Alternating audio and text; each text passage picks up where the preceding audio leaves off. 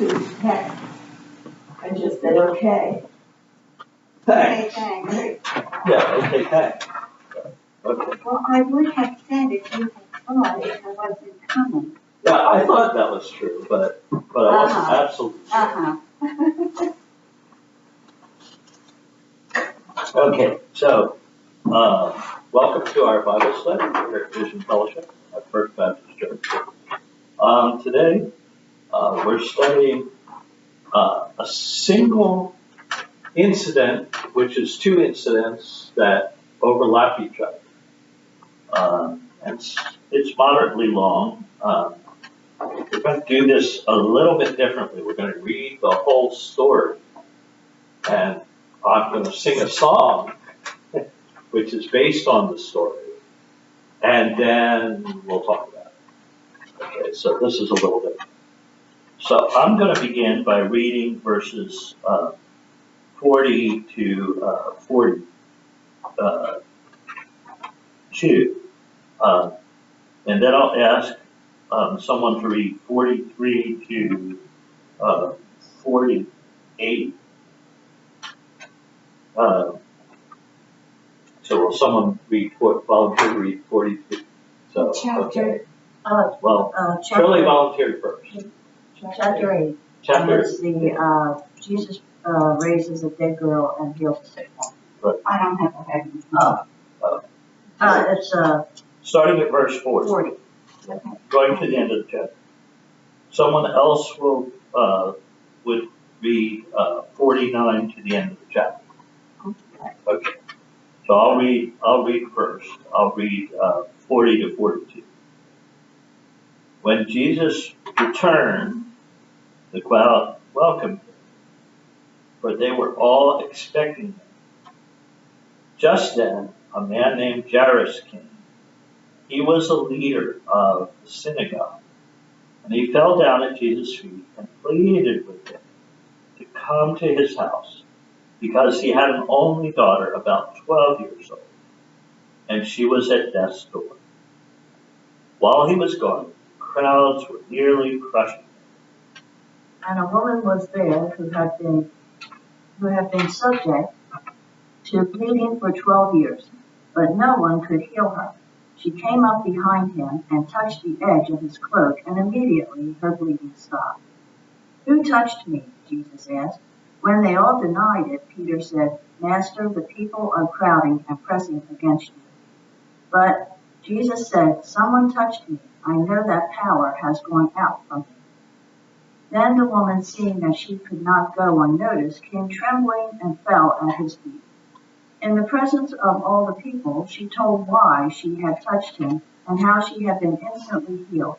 Then he said to her, "Daughter, your faith has healed you. Go in peace." While he yet spoke, there cometh one from the ruler of the synagogue's house, saying to him, "My daughter is dead. Trouble not the master." But when Jesus heard it, he answered him, saying, "Fear not, believe only, and she shall be made well." And when he came into the house, he allowed no man to go in except Peter and James and John, and the father and the mother of the baby. And all wept and bewailed her. But he said, "Weep not, she's not dead, but sleepeth." And they laughed him to scorn, knowing that she was dead. And he put them all out, and took her by the hand, and called, saying, "Mary, arise." And her spirit came again, and she rose straightway, and he commanded to give her food. And her parents were amazed, but they charged them that they should tell no man what was done.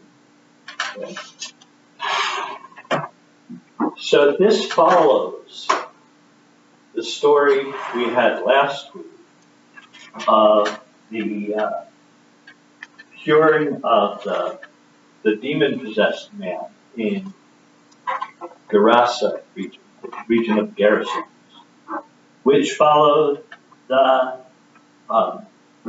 calming of the sea. These stories happen one right after the other. Now, I do think that the story of the healing of the demon that Jesus actually stayed there long enough to teach that man the basics of faith. So he probably didn't come back instantly, which also probably explains why the people were expecting him back. They knew he had gone away, they knew where he had gone. He'd been gone long enough for them to hear indirectly what he had done, and that the people didn't want him there. They were going to chase him home, so they were expecting him back. So that's what was going on. Now, while I was in seminary, I was in a class which was talking about different elements, looking in different stories of Scripture and looking at their elements and trying to understand not just the theological stuff that we normally try to go for in the stories, but to also understand kind of the feeling level of someone in the story. So in doing that, people were encouraged to write poems or paint paintings or something else. Of course, I play guitar, so I wrote a song, and I'm going to sing that song for you. It's from the point of view of Jairus, the man who's coming to have his daughter healed.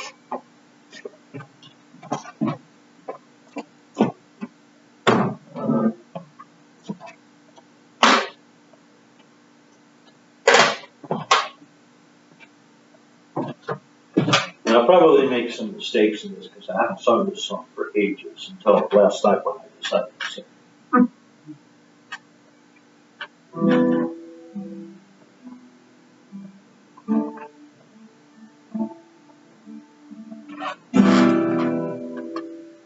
What's this woman doing here, interrupting Jesus when I need him most? She can wait till tomorrow. Didn't she hear my daughter's dying?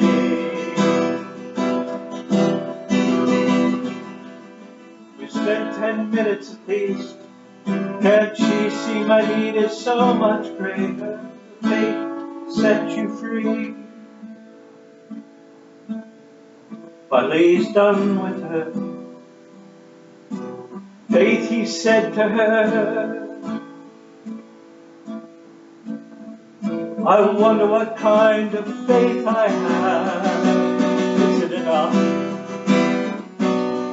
But I hope it is. So often I look at my needs and ignore those of others. What kind of faith is that? So often I want to be healed, no stopping along the way. What kind of faith is that?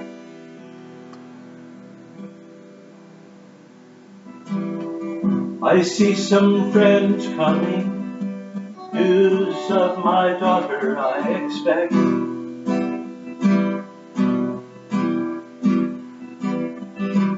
Faces grim, no it cannot be, my daughter dead, and all his ways dead.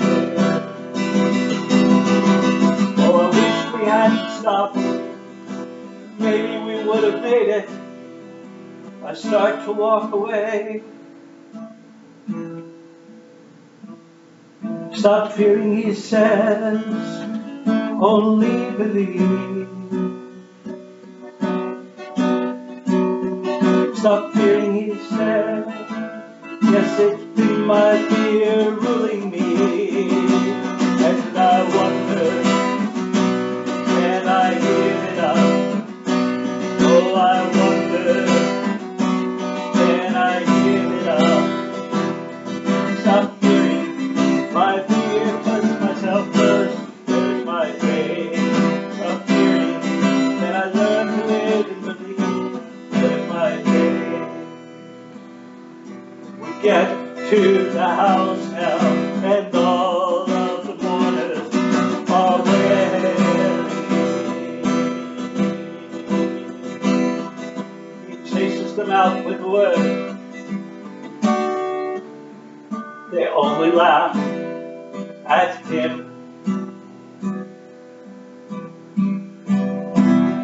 we go to where my daughter lay, and on the bed she just looks asleep, but the tears in my wife's eyes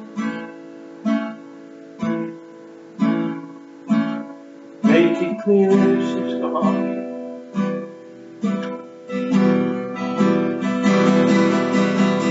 Nice little girl, he said,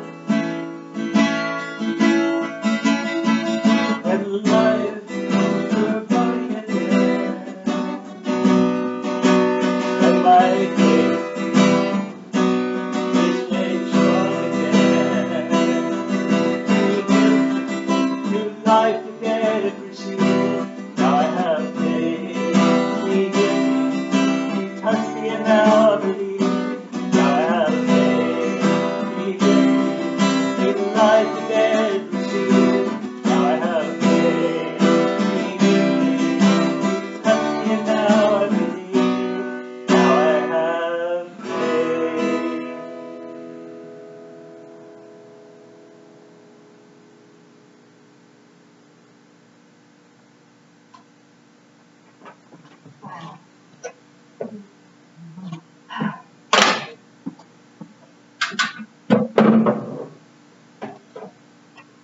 So I tried to capture some of the feelings Jairus might have had facing that situation and knowing what was going on.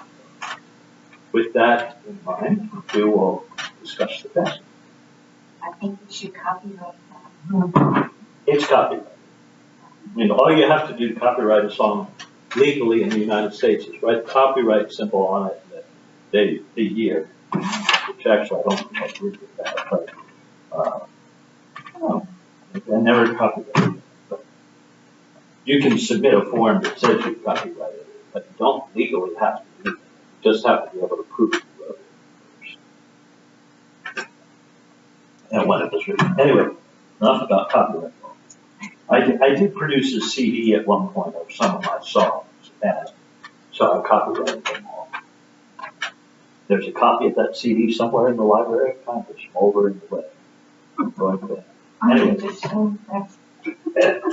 So that song's not on there.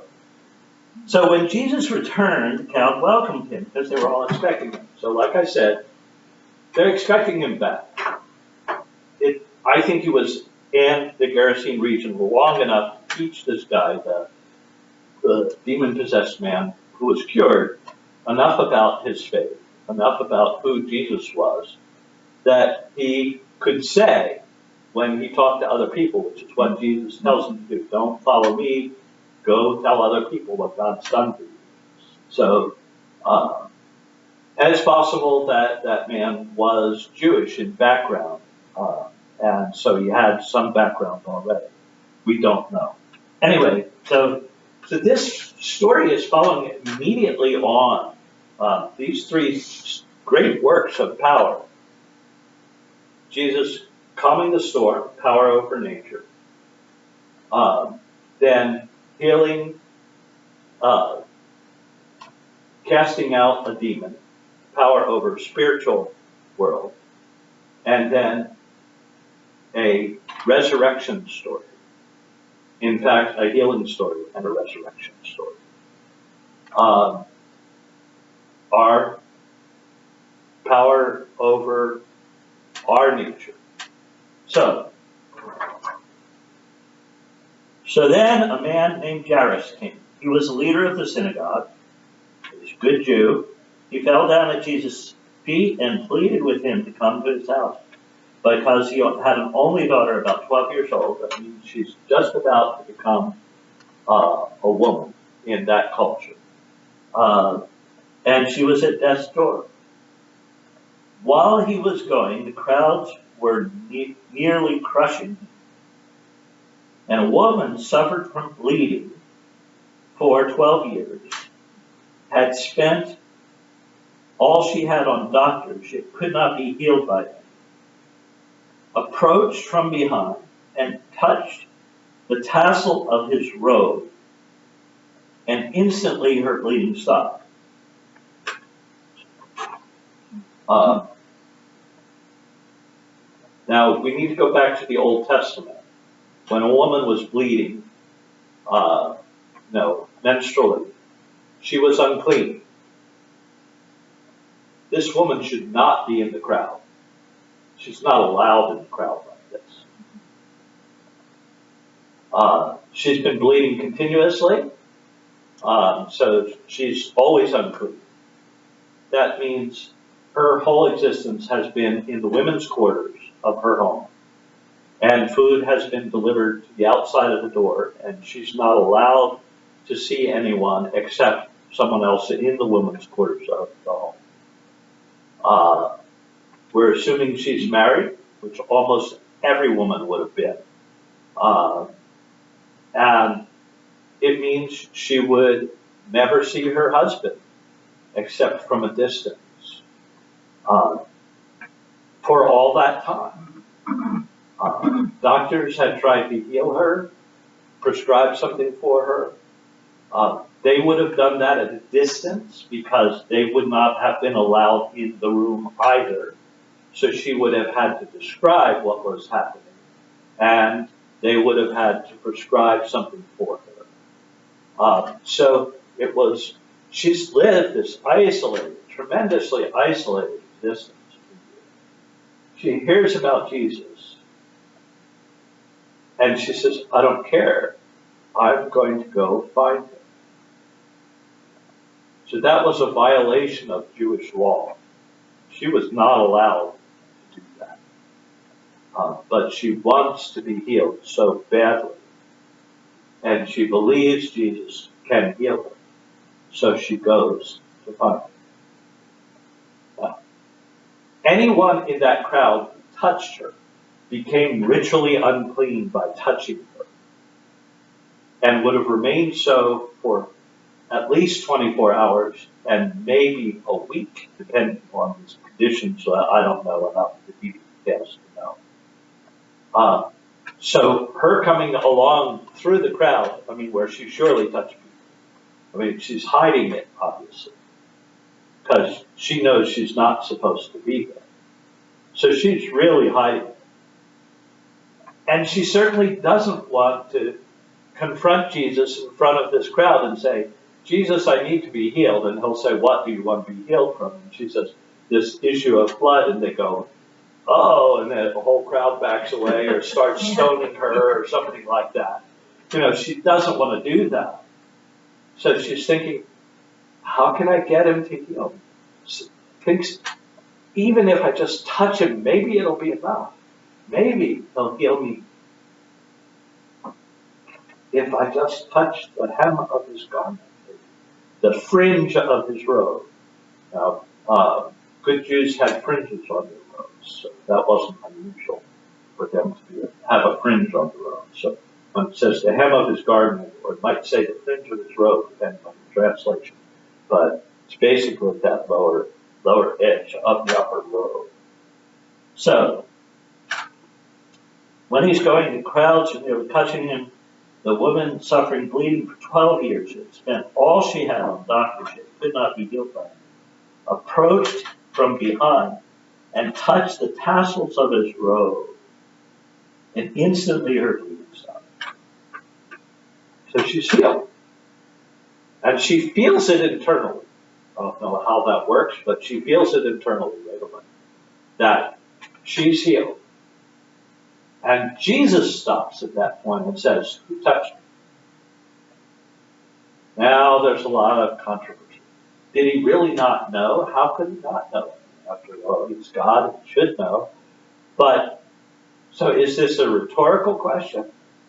Or does he want to identify the woman so that she will know and honor God properly in the healing? And I think it's that last. I think he does know, in a sense, who touched it. But he wants to have a conversation with her, to let her know that he has healed. And it's her faith in him that healed her, not some superstitious mumbo-jumbo, which was around a lot then. There were faith healers that did stuff, you touch this and you'll be healed and stuff like that. And Jesus wants to make a differentiation between himself and that kind of mumbo jumbo. So he asked, who touched him? And of course, the whole crowd's been pressing against him, so that they all deny it in the sense that they didn't mean to touch him. But they surely touched him, and Peter says that, of course. Peter says, Master, the crowds are hemming you in. Of course they're touching you. No, but he then says something which makes it clear that that's not what he means. He doesn't mean someone just touching him along the way. He says, power has gone out from me. Because I know power has gone out. Someone did touch me. Someone touched me with faith. Someone touched me for a purpose. It wasn't just the crowd hemming me around. Someone touched me and he made me whole. Sounds like a line from a song. So that's taken from this story, this part of this story. But so Jesus wants to identify the woman and get her to acknowledge the faith she had and that she was healed. But of course she's scared witless to do this because she shouldn't have been in the crowd in the first place. And anybody who touched her in the crowd would have been made unclean. So now she doesn't want to reveal herself. And it says that when the woman saw she was discovered, she realized Jesus knew. And I think she realized Jesus knows who she is, but he's being kind, he's not saying. But he also wants her to acknowledge what she has done, that it's an act of faith. And so we need to understand that it's an act of faith on her part. And Jesus is trying to get her to acknowledge that act of faith.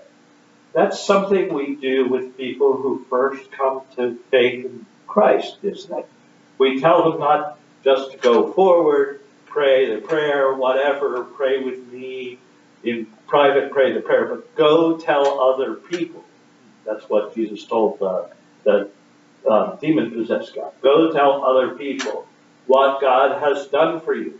That's part of acknowledging the faith that you have started in Christ, is acknowledging that you have made that choice to believe in Jesus.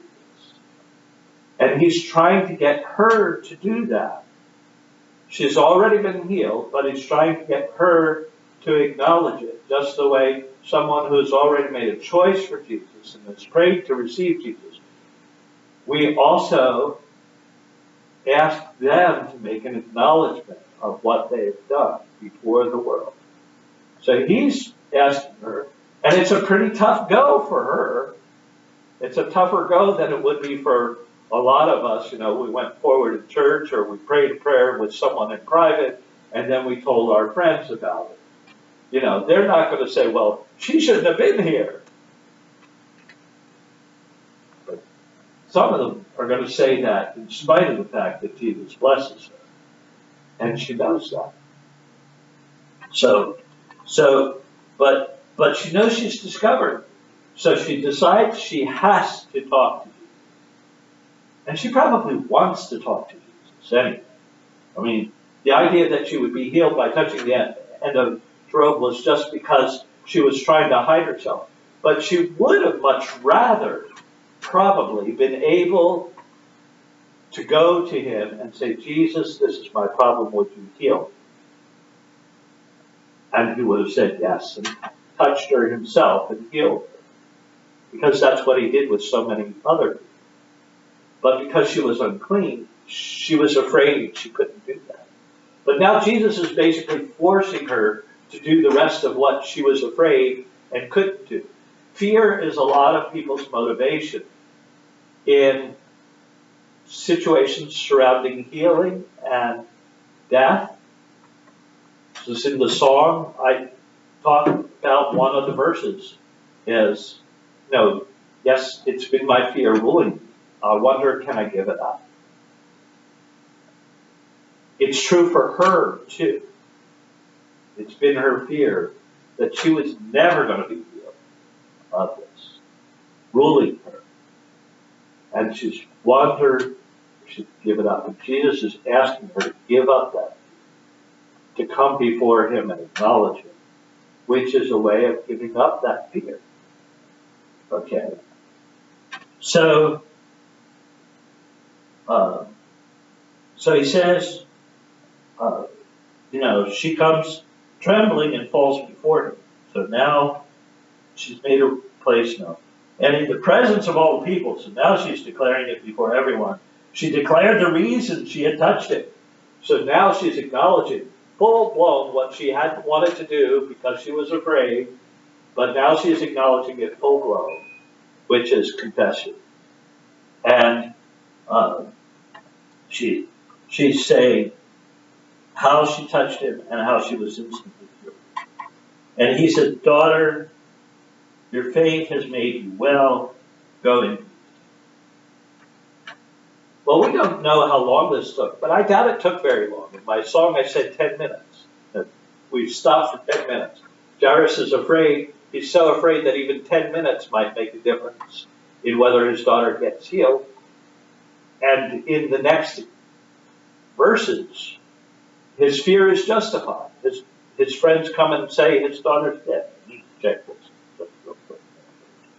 Nothing.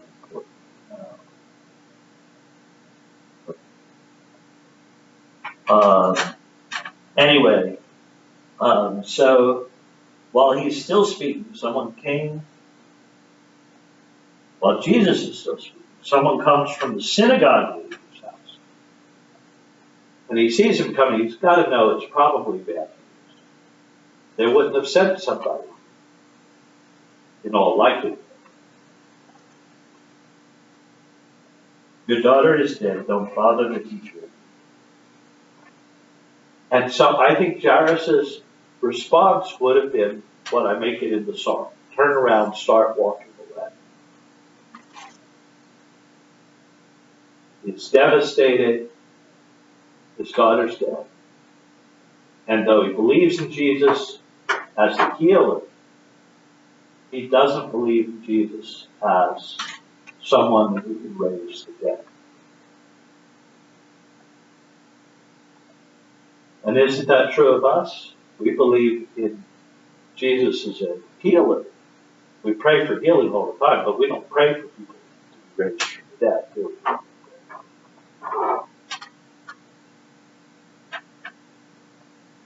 Your daughter is dead, don't bother the teacher. When Jesus heard it, he answered, don't be afraid. Again, question of fear. It's throughout this story.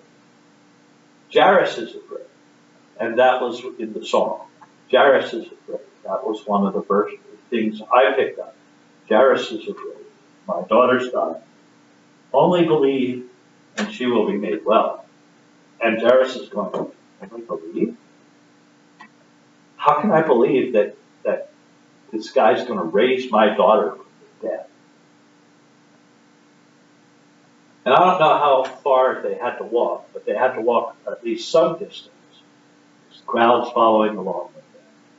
And it's time enough that the mourners, the family that's gathered, and probably local professor mourners who have been waiting in the wings for the girl to die so that they can do their thing and get paid for it, by the way. They come in and they've started this professional wailing, which is normal and part of the grief process in a Jewish household at that time. So the family would have done it, and the extended family, which would have been gathered, as well as these people who come in and lead the wailing and stuff like that. And so So it says, after he came to the house, he let no one enter with him except Peter, James, and John. He does that only in a very few places. The Mount of Transfiguration, a couple other places, he only lets Peter, James, and John come with him. They are obviously his innermost inner circle. He's got the 12, who are with him most of the time. The bigger body of disciples, who are with him probably a little less than the 12. But he also has Peter, James, and John, who are the closest of his disciples. So, Peter, James, and John. And the child's father and mother. And everyone was crying and mourning for her. But he said, stop crying. She is not dead, but asleep. Now, that is meant not literally, but symbolically. He's not saying, she's in a coma or something like that. And that's made very clear later in the passage. He said the same thing about Lazarus. Our friend sleeps. And the disciples said, well, if he's sleeping, he might get better. And Jesus said, no, you're misunderstanding that. Lazarus has really died, and we're going to go raise him from the dead. They go, huh? And he's saying the same thing here. He uses that language. That must have been a common language of the time because they believed in a final resurrection. But that's probably how the family take it. Okay, he's talking about final resurrection. We know that. That's okay. The Pharisees believed in the final resurrection. The Sadducees, by the way, didn't. They didn't believe in life after death. Only the Pharisees did. So Jesus is closer theologically in some ways to the Pharisees than the Sadducees and the priests. Anyway, so they started laughing at him because they knew she was dead.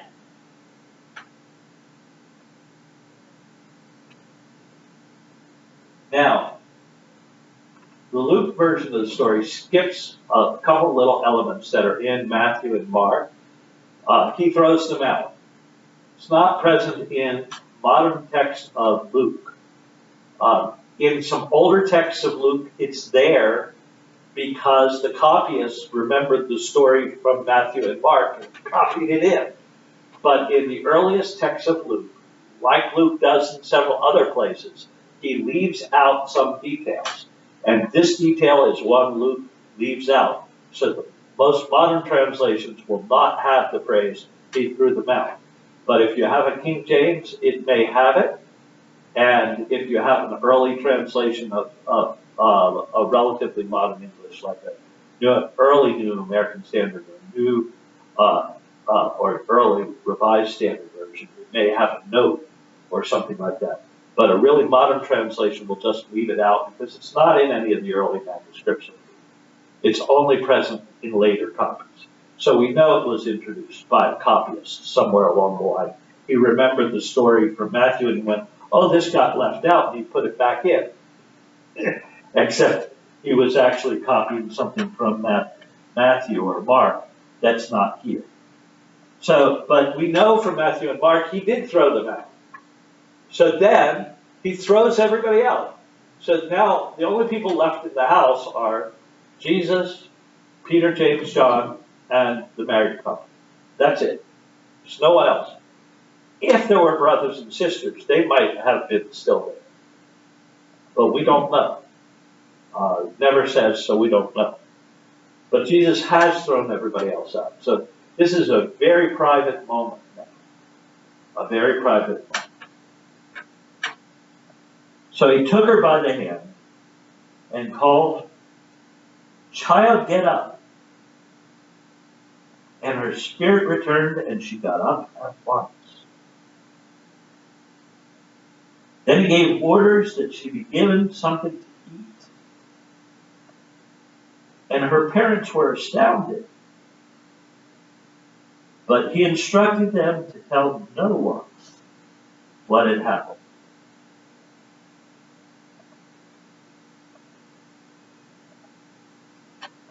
And that's very typical. Jesus tells people not to tell other people very private things like that. Now, this is not the first resurrection Jesus has performed. Remember, he raised the son of the widow of Nain as she was coming out of the city. He did that in front of a crowd, so I can't exactly have told them that, don't tell anybody. Yeah, right, sure. But in this case, Peter, James, and John certainly saw it. And it was certainly very clear what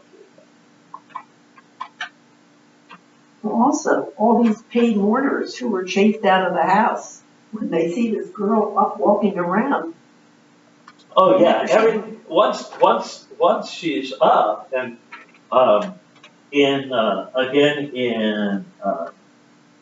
of the other versions, it does say here, he gave orders that she be given something to eat. You know, she gets up, she has given something to eat, and then she's fine. So the family opens the doors, and the daughter walks out, and they all go, ah! Yeah. Wouldn't we? Wouldn't we? Yeah, we would. You know. An often ignored little piece of the resurrection account of Jesus in Matthew says that some of the saints rose from their tombs at the resurrection of Christ. We don't know which ones, we don't know how many, we don't know what happened to them afterward. They must have ascended to heaven or something, but there was a resurrection of some kind that occurred at the resurrection of Christ, which was a witness to the resurrection of Christ. And that one's a little too spooky for us, so we almost never talk about it. But the idea of resurrection is central to Christianity. And of course, earthly resurrections before Jesus returns mean you probably die again before Jesus returns. Lazarus certainly died. This girl certainly died. The son of the widow of Nain certainly died eventually. But they all died again. But Jesus healed out of compassion for those who were hurting so much. In a certain sense, he's doing this to help people come to faith, which is what my song is about. Because the end of my song is not about the little girl, it's about Jairus coming to faith. He sees and he believes as a result. And the last chorus, each chorus is different, but the last chorus is about Jairus coming to faith. Now I have faith. Now I believe. Because new life the dead receive. Jesus is bringing Jairus to a real faith. Where Jairus may have believed about God and he may have believed Jesus had some kind of power. But now he believes in a deeper way. Now he believes in a deeper way. And so he has faith. And so a lot of Jesus' miracles, I think, are done out of compassion, knowing that we hurt when we're sick or when someone has died. But they're done so that we can respond in faith. He wants us to see, and he wants us to respond in faith to him.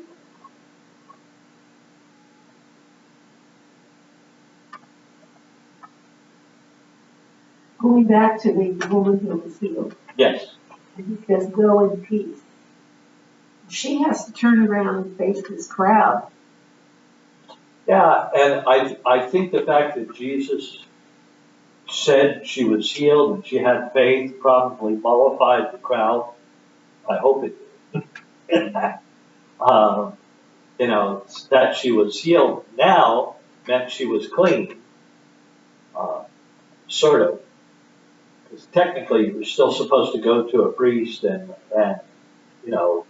give a little offering, and the priest was supposed to absolve you, and you would be clean after a certain period of time then. You didn't just get clean by no longer having an issue of blood. You got clean by, that's what Mary did when Jesus was born, because when you're born, when you give birth, you have all kinds of issues. And so she was unclean, and you're unclean not just 7 days of the menstrual period, you're unclean for 40 days. So that's why the second appearance at the temple is after 40 days, because Mary's going to make the proper offering so she can be declared clean.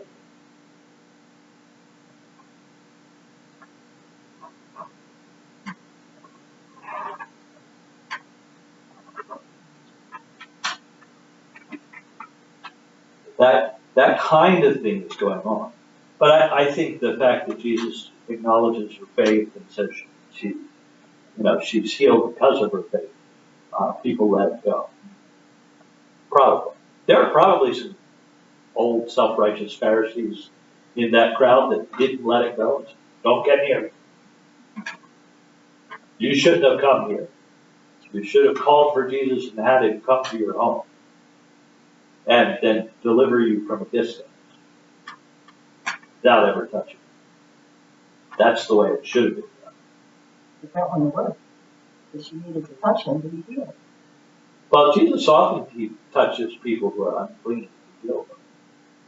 The blind man is unclean because of his blindness. When he is touched by Jesus is violating the cleanliness laws and is healing them. It's true in several other cases. The raising of the son of the widow of Nain, he touches the guy. That makes you unclean. You're ritually unclean if you touch a dead person, except if you're the parents or an immediate sibling. Everybody else is unclean for touching them. In fact, the pallbearers are unclean for acting as pallbearers unless they're relatives. That's why part of our tradition is that pallbearers are relatives. It's still sneaking in there.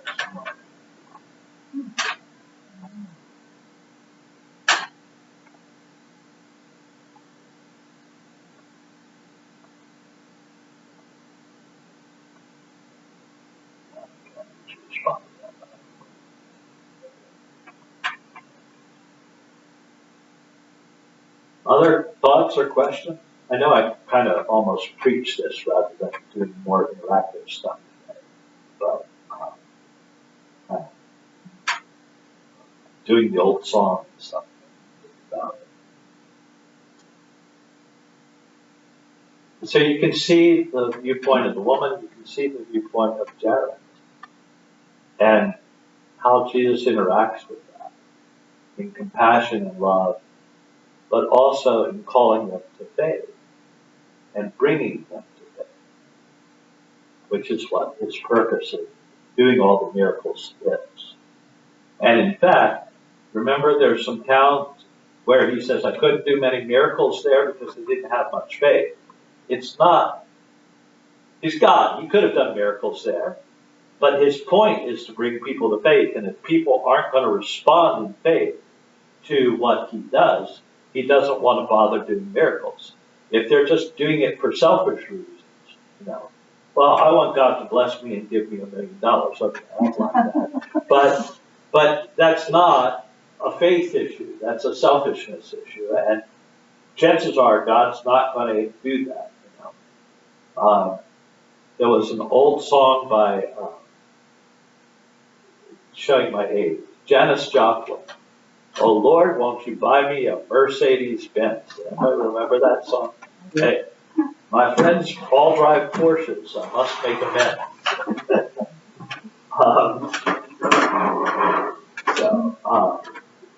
God's not interested in making us rich or filling our selfish needs. His purpose in any kind of miracle is building faith.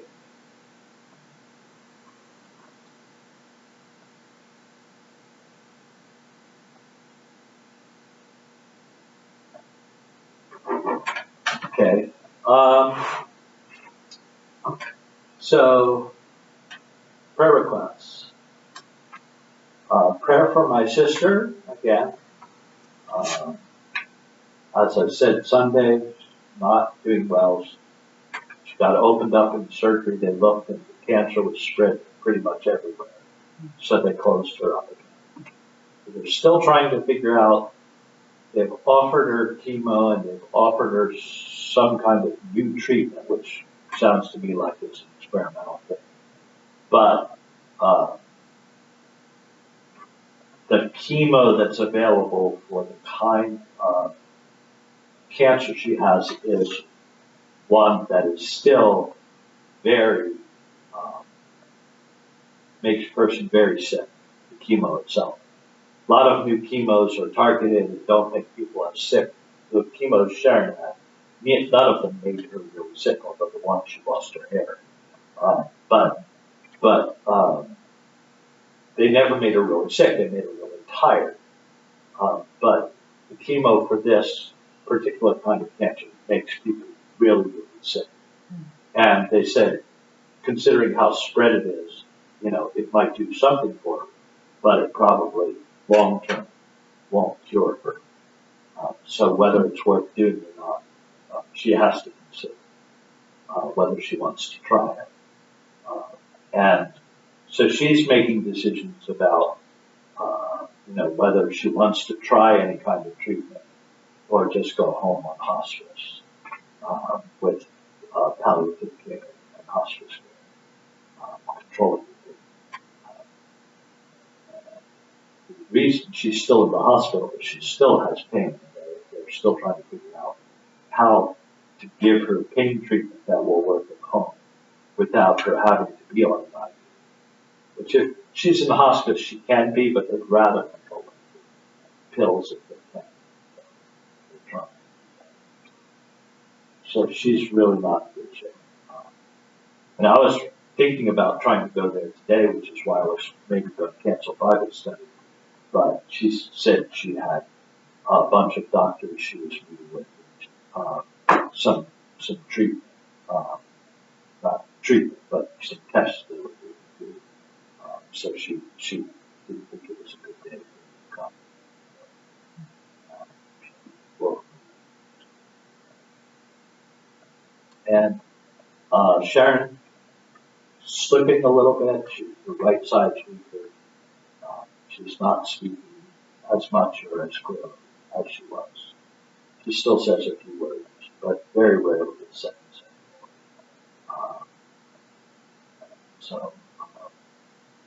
And she's having more trouble getting anything out in response to questions, even if they're simple yes, no questions.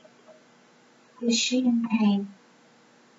Not from the tumor, but from being in bed all the time. When you don't move, your muscles all stiffen up, your joints all stiffen up, and then to be moved causes you pain. And when you do some of the care, you have to move the person. So then that causes them pain. So yeah, that's not easy. But you have to do it. So you have to do it.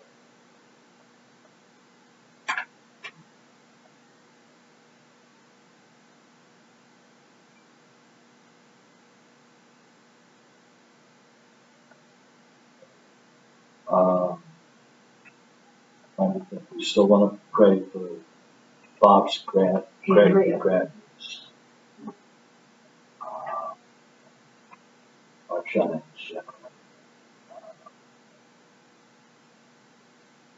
for Kathy's husband and son. Actually, one of the messages I just got was from his son, so her son.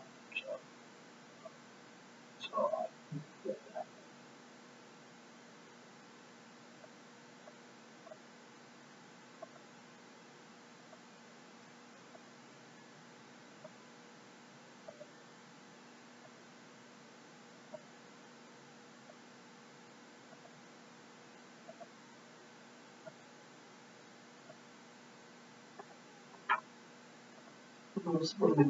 Agree. Yeah. It's a whole situation.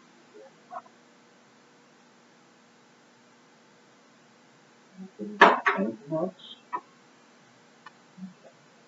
Well, Doris, if you start us on closes. Heavenly Father, we thank you for this day. We thank you for your love for us and the confidence we have that you trust. We pray, Lord, that we're thankful for Pastor and leading us in his Bible study, for understanding the healing and the faith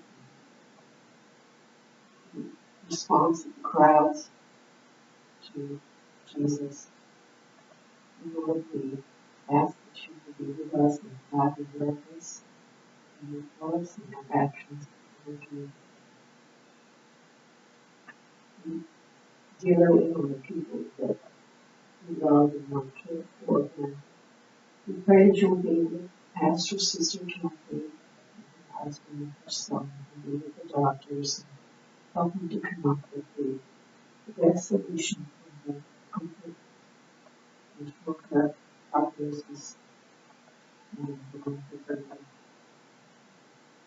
Lord, we pray for Sharon and being there all the time and stepping in the joints and the ability to do this freely as she would like to. And we pray for lack of communication and inclusion, and that her needs can be met and that she can find comfort. Comfort and news of energy, comfort and peace of mind. We pray for Andrea, we pray that she's making progress each day in her life, and that she will be encouraged and not suffer so much depression. We think of our shadows, Tom, Claudia, and Marcia, and we just pray that you would meet their needs, comfort, healing, pray about books, and love from those around her, around them. And we think of the situation in Ukraine, and we just look for the courage of the people to stay in faith in the country. We pray that you will soften the heart and you control the streets and stop the violence and rapists. And we just pray for the leaders, political leaders in this world, that you will guide and direct them as to how to respond to the needs of Ukraine. We think of the coming elections, Lord, and decisions of the Supreme Court. We pray that you will guide their decisions and make the right decisions. We ask for this, Lord, in your Son Jesus Christ, Lord, and your Son. Lord, just pray for peace and encouragement. Amen.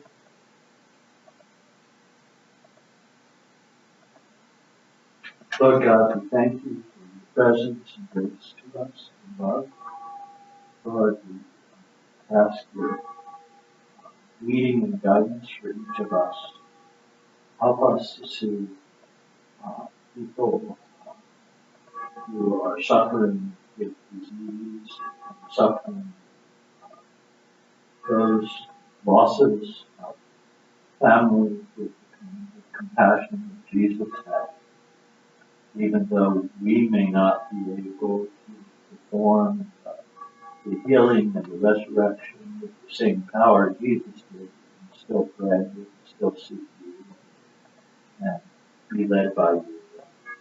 We ask your blessing and healing and presence for those you mentioned today, and for your love to us. Lord, guide us and lead us. In Jesus' name. Amen. So I have a couple of announcements, just affecting, they're going to affect Bible study, because I'm taking off the last 2 weeks of the month of May. That means I will preach the 15th, which is this Sunday is the 8th, and the there's one Sunday after that, so. And then, so I'm gonna be off from the 16th to the 31st of May. So there are 2 Sundays. The first Sunday, Bob Coates will preach. And then the second Sunday, I'm gonna post a message for Memorial Day weekend. It's not a big attendance weekend at church. Anyway, a lot of people go away and you end up with 5 people in church. So it makes sense for me just to post something for that Sunday. So that means we will also not have Bible study those 2 weeks. And next week's Bible study is still in the air depending on what's happening with Kathy and what's happening with other folks. And the wife of the couple, our friends from Charlottesville, is going to be back to help me care for Sharon this coming week on Monday. So Sharon's sister and her husband will come on Friday and stay over the weekend, and then Diane's going to come on Monday and stay probably till Thursday. And Sharon's sister and her husband are going to be around, but they're going to move to a cabin up here where Sharon's dad is. So we may not have Bible study for 3 weeks in a row. We certainly won't have Bible study the last 2 weeks. Next week will be iffy like this one was until I know what's going on with Kathy. And so I'm hoping that I'll have gotten down there before next Wednesday. And if I am able to get down there before next Wednesday, then we will we'll have Bible study next Wednesday. But I won't know for sure until things wash out one way or another. And then I'll probably, I don't know, I have to look at the next chapter. I'll probably do, it's a fairly long chapter. I don't know. I'll have to see what a good stopping point for the summer would be, but I'll probably do maybe just a couple more Bible studies in early June. Doris is going to go away then to the end of June. 11th to 12th. And so, we won't have people around as consistently, since we're a small Bible study anyway. We usually take a break for the summer. So I'm not sure exactly what the summer break will look like. Depending on how things go, could be that this is the last Bible study. I mean, if coming back in early June doesn't make sense, depends on what other people are doing too, and what's happening for me as well. So this could, and if next week doesn't happen, this could conceivably have been the last Bible study, which I wasn't planning at all, but it might be. So we'll see. But I hope to get back at least for a couple weeks in early June to do a couple Bible studies before we finish up. So we'll, but again, it's kind of up. That's a little up in the air too. So. Any questions about the practical stuff? I got turned back. Did the bank statement come? I didn't see it when I came in. I haven't seen the bank statement. I need to give you, there is a way to access the bank statement online. And I need to show it to you. Because there's a number and a password to get you in there. Let me turn this off. Yeah, for getting work.